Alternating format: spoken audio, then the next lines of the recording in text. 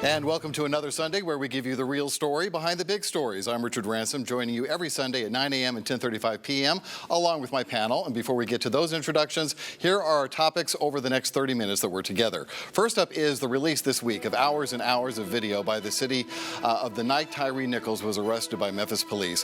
What does it mean for the case and against the 4 officers who haven't agreed to a plea deal? And how about the future for Police Chief C.J. Davis, whose appointment by Mayor Paul Young remains in limbo? We'll also talk about this year's new legislative session at the state capitol. The deadline passed this week for lawmakers to file their proposed laws.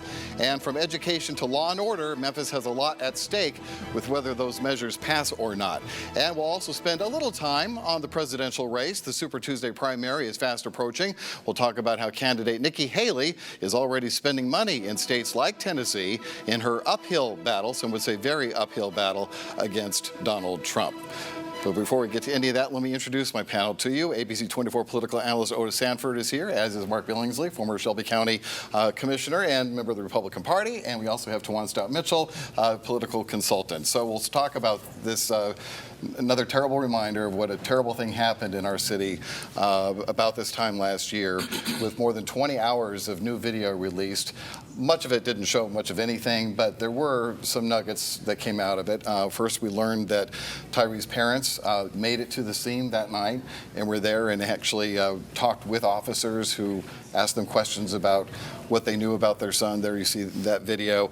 And then also just hours and hours of video like this, just most of it stable, just whether it be a dash cam or police body cam. Some of it was mounted cameras that we got to see, and a lot of nothing conversation, but there was conversation that was very poignant, I think, and that was how the officers basically were concocting what their story was going to be. Otis, I know you had some serious issues with that, as I think any of us did. No question about it. I mean, we saw a lot more of that than we saw last year, of the police officers standing around trying to fashion their defenses. And even one officer says, this is going to be a good outcome, trying to convince themselves that it was going to be a good outcome.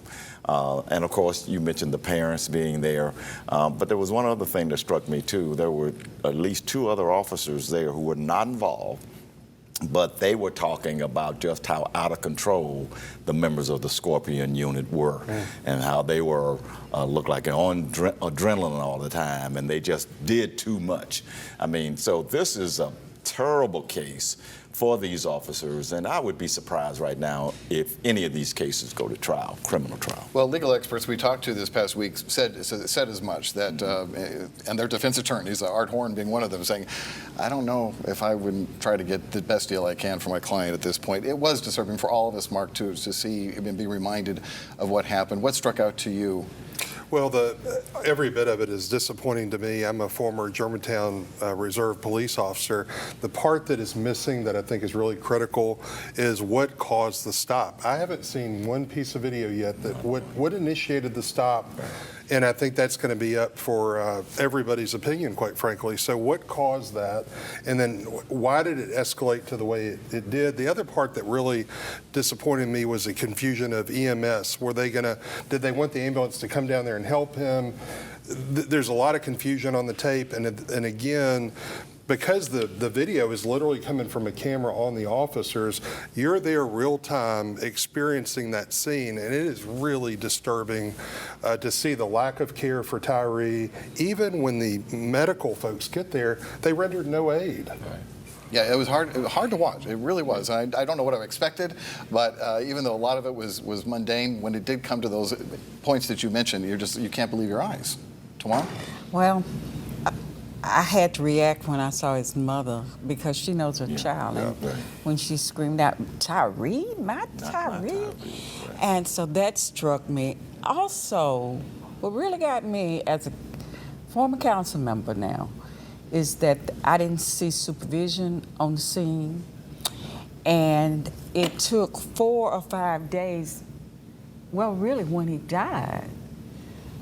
I don't know the next day why some supervisor with the Memphis Police Department didn't review that arrest since someone was in the hospital and listen to all of that video and then say, wait a minute, what happened here? I'm worried about the response here. Not only on the scene, but once the next day, somebody supervises somebody down there. So there are a lot of unanswered questions. Oh, yeah, absolutely, including, as you mentioned, Mark, what made it go from 0 to 60, as Police Chief Davis said shortly after the death of Tyre. What happened that made that adrenaline kick in the way it did? What do you think this does? Hurt, help, no effect when it comes to chances of C.J. Davis getting permanently reappointed?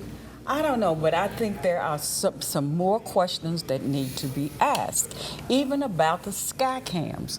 Why weren't they manned? And if they were manned, why did they not signal that somebody needed to come, supervisor needed to come on the scene?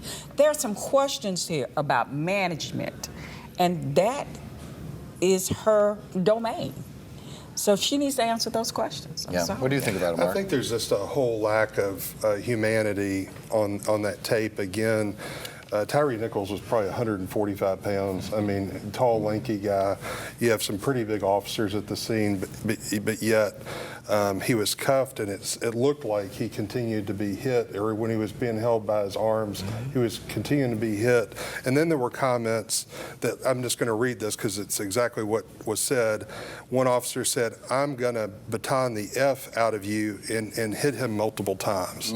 So I think at minimum, the city council and police director have got to take a look at the education of officers. The supermajority of police officers do the right thing all the time, but at that scene, there seemed to be a total lack of humanity from the EMS officers to the police officers. Really did. Well, I'll let you close out this segment, but I wonder, you know, of course, the video was only released because news organizations fought to have it released. Correct. And the public benefit of all of us seeing together what happened, because you wonder, if it wasn't for technology, how many times before everybody had a camera were officers concocting stories and working out exactly what happened that we'll never know.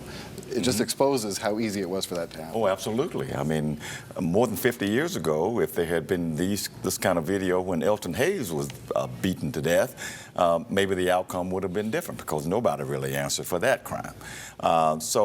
Yes, the technology is the beautiful thing here, that now the public gets to see this because it is the public's property. And when you ask about C.J. Davis, this obviously does not do her any favors going back to the city council. She was already being rejected on a 7-6 vote. And I just don't see any of those 7, unless they get the answers that you're talking about, Mark, are going to be changing their minds on her. And so I just think we're just going to kick that interim can down the road even farther, and no action is going to be held. I do want to say, though, I also want to commend the media for coming together and pushing legally for the public's right to know. Absolutely. Because it does help a citizen understand that something's wrong here and we need to ask more questions. Right. And we probably wouldn't have asked these questions today had we not seen those videos. I couldn't agree more. And more could not documents to be released, according to Mayor Young, so we'll be on that when that happens. All right, we're going to take a break. When we come back, we're going to talk about Memphis versus Nashville, not the rivalry that we're all accustomed to, but the legislation in Nashville that is taking a direct aim at the city of Memphis when it comes to our crime problem. We'll be right back.